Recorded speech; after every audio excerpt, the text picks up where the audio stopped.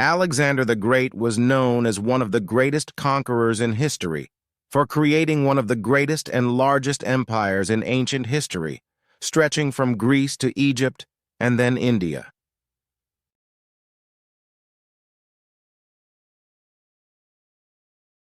And as he faced his demise and took his last breath at the age of 32 without choosing a clear successor, he left his family at the mercy of his generals who were fighting within themselves to take over the empire.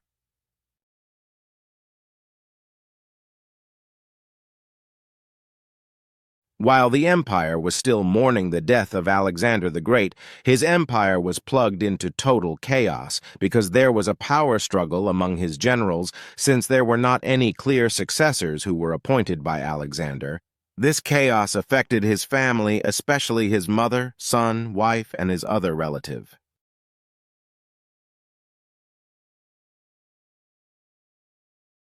We will be starting with Alexander's mother, who was named Olympias.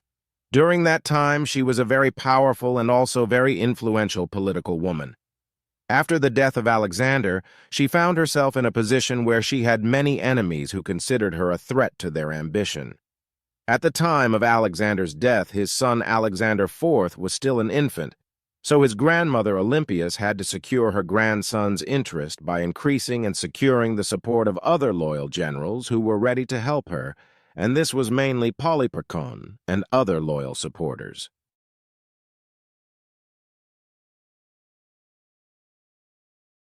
While Olympia Alexander, the Great Mother, was trying to play neutral during the power struggle, she came to the realization that as long as Cassander was in power, her grandson would not be king, so she went ahead to join forces with Aeacides, her cousin, who was the king of Epirus, and also with Polyperchon with the remaining of his army with aim of invading Macedonia.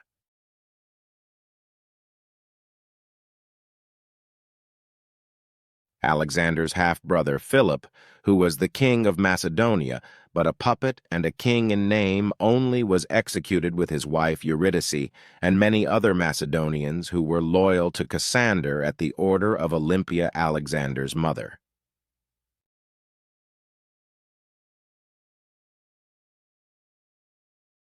However, Olympia's invasion of Macedonia failed as she was captured by Cassander in Pydna, with Cassander promising her he would spare her life if she surrendered after she was captured.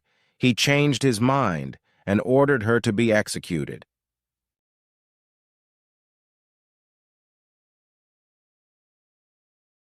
However, the wife of Alexander, Roxana, was also in a delicate situation. You see, she was pregnant at the time with Alexander's son when he died.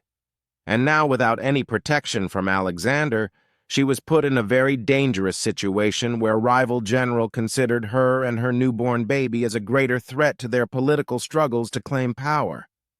The reason why Roxana was able to give birth to her son after the death of Alexander was that she found refuge initially in the city of Amphipolis until she gave birth to her son.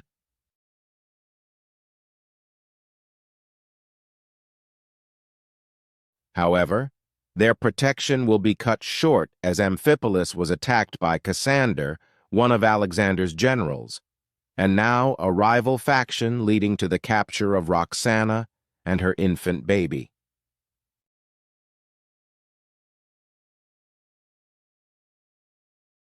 They were immediately imprisoned by Cassander, who saw them as a potential threat, marking the beginning of a tragic fate for Alexander's family.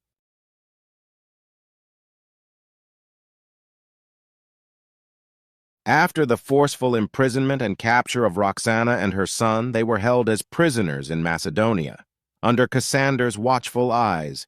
Even though they were the family of Alexander, their life was far from comfortable as they were kept in constant isolation and surveillance.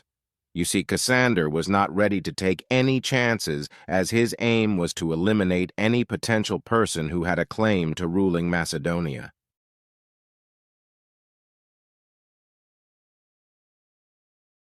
Fearing that the young prince would one day grow up to challenge his rule over Macedonia, Cassander took it upon himself to order the execution of Roxana and the young prince, ruthlessly eliminating any direct heirs of Alexander the Great.